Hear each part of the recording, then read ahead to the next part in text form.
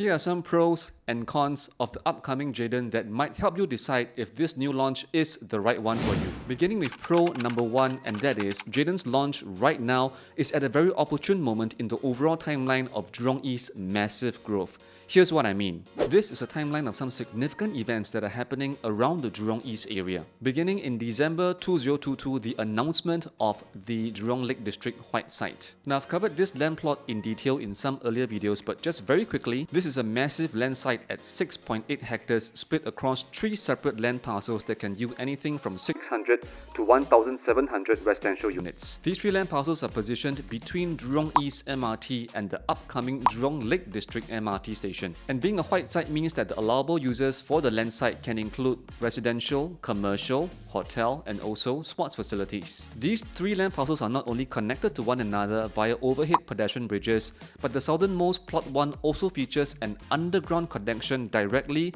to Jurong Lake District MRT station. Its role is to greatly accelerate the growth of Jurong East into the envisioned residential and commercial hub. And also, where we are at right now in this timeline, the sales launch of Jayden in November 2023. One other thing that makes Jayden's launch significant is that this is the first launch in 10 years around the Jurong East MRT region, considering that the last launch was J Gateway in 2013, and also with a special feature that I'm going to talk about in pro number 3 later on. In March 2024, the Jurong Lake District White Site is meant to close for tender and afterwards awarded to the winning developer, after which it will be developed in phases starting from plot 1, plot 2, and then moving on to plot 3, closest to Jurong East MRT station. In that same year, we will also see the rejuvenation of Chinese Garden and the Japanese Gardens. Now, these 2 are part of Jurong Lake Gardens, which is our 3rd national garden just after the Botanic Gardens and Gardens by the Bay. The Chinese and Japanese gardens opened in the 1970s. They were last refurbished in 2014. It is currently undergoing enhancement works, and its reopening in 2024 will complement the youth and community-focused amenities at Lakeside Garden, including Singapore's biggest skate park that opened in April 2023. And then in 2027, Jayden is projected to TOP. At the same time, we are also set to see the completion of the Jurong East Integrated Transport Hub. This is a plan that is 14 years in the making, and it will feature a 27-story tower block connected by a sky bridge to an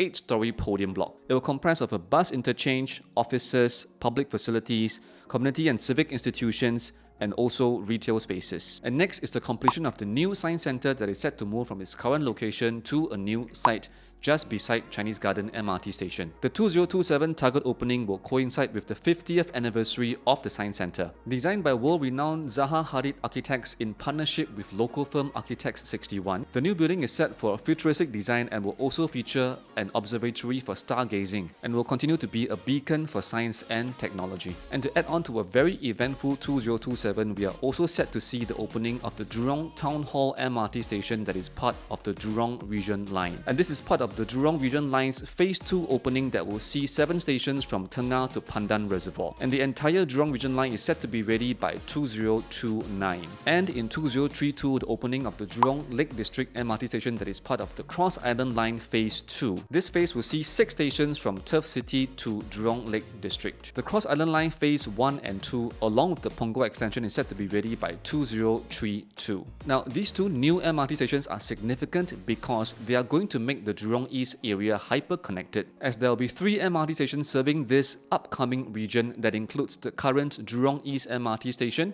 Jurong Town Hall station, and also the Jurong Lake District MRT station. And on the horizon is another development, and that is the Jurong Regional Library, and that is because it is set to shift to the Jurong East Integrated Transport Hub, and the land site on which it currently sits will be redeveloped into a residential development with commercial on the first floor. So given how eventful and significant this timeline is, it does look like Jayden launching in 2023 is an opportune moment. Pro number 2 is that rental demand and rental rates in that region of Jurong East is proven and reliable. For this part, we do need to look at some past data, and in this case, J Gateway's rental contracts. Because J Gateway is the best proxy in terms of location, and also having launched in 2013, it is the next youngest development within that area. This is a chart showing the number of rental contracts at Jade Gateway per month from January to September 2023. Jade Gateway is a 738 unit development, and the number of contracts within this period is 269, which works out to an average of 29 contracts per month. The rental demand for the 1 and 2 bedroom unit types are the highest,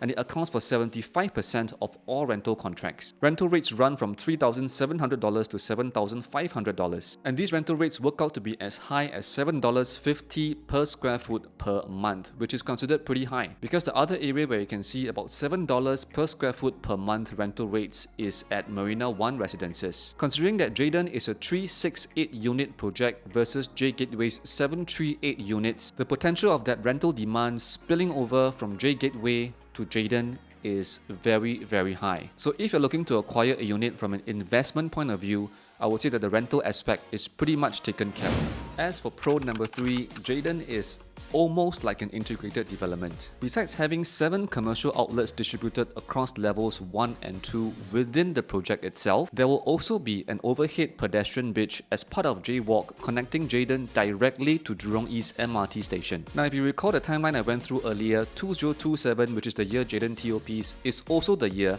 when the Jurong East Integrated Transport Hub will be ready. And that means residents of Jayden can enjoy direct access from the project to Jurong East MRT and the bus interchange. And along with that, right at the doorstep of the project, you have the always convenient, always welcome NTUC, and also a number of coffee shops and lots of heartland retail options, so that's convenience that is really unbeatable.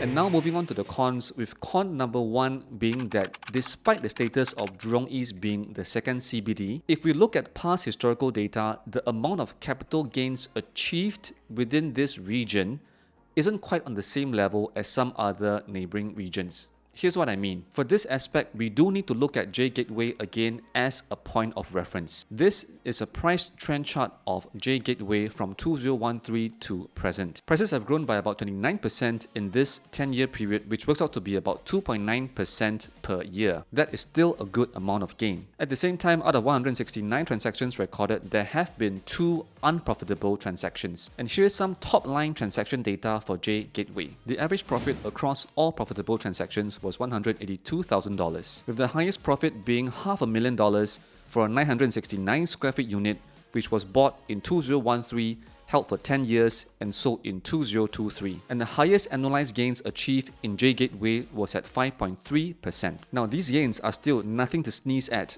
but if percentage annualized gain is what matters to you, then Jade Gateway topping out at 5.3% annualized gain isn't quite the example that we should be seeing. This is especially considering that at the nearby lakefront residences at Lakeside MRT station, which TOP'd in 2014, 2 years ahead of Jade Gateway, annualized gains there are as high as 18.5%, which is 3.5 times that of Jade Gateway's highest. So if percentage annualized gain is what matters to you, there could be other better choices. Looking at these top-line data, however, is only one part of the story. I think it's worthwhile to analyze the transactions at Jade Gateway at a finer level of detail. Here in this table, I've split out the profitable transactions at Jade Gateway by unit size and also holding period. When holding for less than 2,000 days, units from 600 to 900 square feet in size scored the highest average profit at $122,000. And when holding for more than 3,000 days, units of sizes between 900 to 1,000 square feet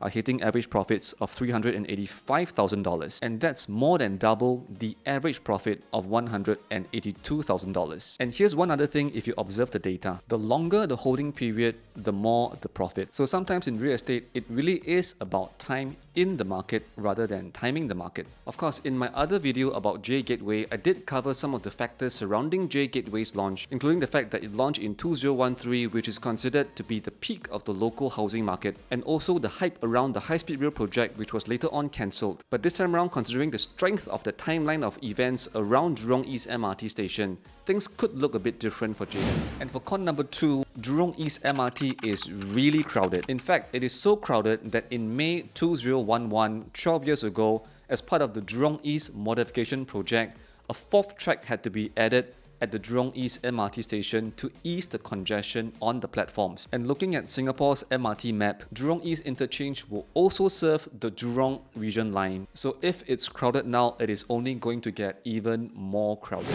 As for con number 3, this is a trait that is commonly shared across new launches in general. Jayden is set to be the priciest project within the area. And this is also in relation to the positive traits of the project that I talked about earlier in this video. At this juncture, the prices are not out yet, but Jayden is tipped to see prices averaging probably around 2,400 per square foot. And of course, if you are bought into the development story around Jurong East MRT station, you could consider J Gateway, which is now seeing a per square foot of around $2,000. But then again, back to new launches, if you think Jayden is pricey, what other options are there? Right at the edge of Jurong Lake District and enjoying picturesque views of the Jurong Lake is the Lakegarden Residences by Wing Tai. At the present moment, a 2-bedroom unit at 678 square feet could be had at $1.341 million, which is just under 2,000 per square foot at 1,979. Alternatively, the reserve residences by developer Far East with direct access to Beauty World MRT station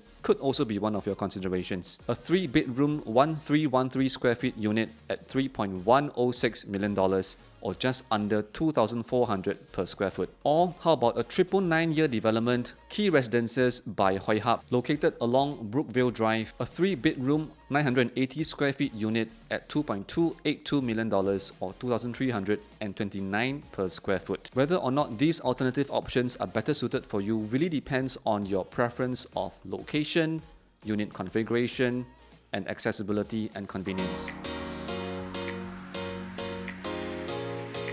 I hope this video has been useful for you. Jayden is previewing from the 28th of October to the 7th of November 2023, with booking day being on the 11th of November 2023. Show flat is located at Science Park 1. If you'd like to take a look, drop me a note. I'll be glad to show you around. Until then, take care. I'll see you in the next one.